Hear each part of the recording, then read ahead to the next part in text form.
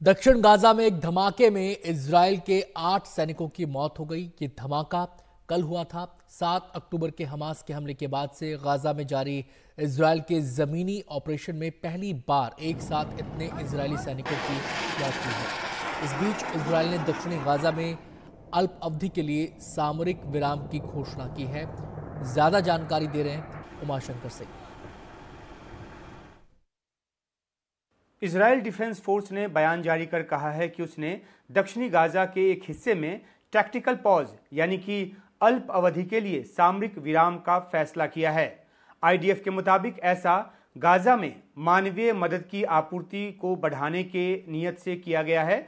इसके लिए यूएन और दूसरी अंतर्राष्ट्रीय संस्थाओं की तरफ से लगातार बातचीत की जा रही थी और उसी बातचीत का नतीजा है कि आईडीएफ ने अपनी तरफ से ये बयान जारी कर इस फैसले की जानकारी दी है। हालांकि ये टैक्टिकल पॉज या अल्प अवधि का जो सामरिक विराम है वो पूरे गाजा के लिए नहीं है, बल्कि दक्षिणी गाजा के सलह अल दीन इलाके के लिए है। आईडीएफ के बयान के मुताबिक केरेम शलोम क्रॉसिंग से सलह अल दीन और फिर उसके आगे उत्तर के लिए ये सामरिक विराम जो है वो किया गया है। इसके तहत इस इलाके में सुबह 8 बजे से लेकर शाम 7 बजे तक, स्थानीय समय के हिसाब से सुबह 8 बजे से शाम 7 बजे तक सैन्य गतिविधियों पर लगाम रहेगी। सैन्य गतिविधियां जो है वो नहीं चलाई जाएंगी।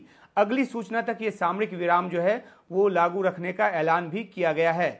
गौरतलब है कि केरेम शलोम इजराइल गाजा के बीच एक अहम क्रॉसिंग पॉइंट है जो मुख्य रूप से गाजा में आपूर्ति का जरिया रहा है, लेकिन पिछले साल 7 अक्टूबर के हमास के हमले के बाद से इजराइल ने इसे पूरी तरह बंद कर दिया और फिर भारी अंतर्राष्ट्रीय दबाव के बाद ही उसे खोला गया और छिटपुट तरीके से ये बंद होता रहता है, खुलता रहता है और ये जो एक मुख्य जरिया है गाजा में आपूर्ति का, जो राफा क्रॉसिंग पॉइंट है उसके अलावा, लेकिन वहां पे भी अब इजराइल का कब्जा है। इस बीच इजराइल को शनिवार को एक बड़ा झटका लगा जब दक्षिणी गाजा के राफा में एक विस्फोट में उसके 8 सैनिकों की मौत हो गई। आईडीएफ के बयान के मुताबिक बख्तरबंद गाड़ियों के काफिले में एक गाड़ी में धमाका तब हुआ जब कॉम्बैट इंजीनियर के दल के साथ करीब आधा दर्जन बख्तरबंद गाड़ियां जो थीं वो एक मिशन से लौट रही थीं। ताल अल सुल्तान इलाके में पहुंचने के बाद ये जो धमाका है वो हुआ।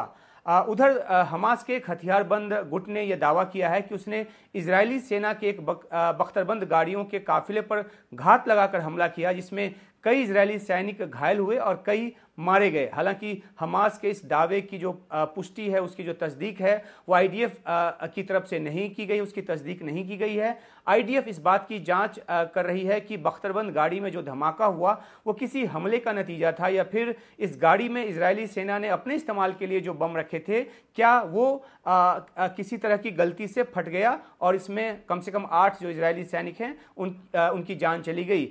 जो भी हो, 7 अक्टूबर के हमले के बाद से गाजा में इजराइल जो सैन्य अभियान चला रहा है उसमें अब तक का ये सबसे बड़ा उसको नुकसान है जब एक धमाके में एक साथ इतने इजरायली सैनिकों की जान गई है।